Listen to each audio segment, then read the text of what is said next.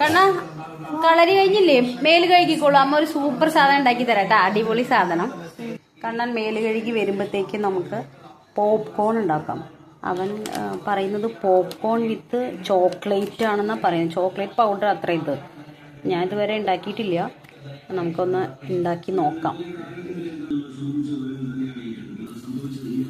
ഇങ്ങനെ പാനിലേക്ക് ഇട്ടിട്ടുണ്ട്.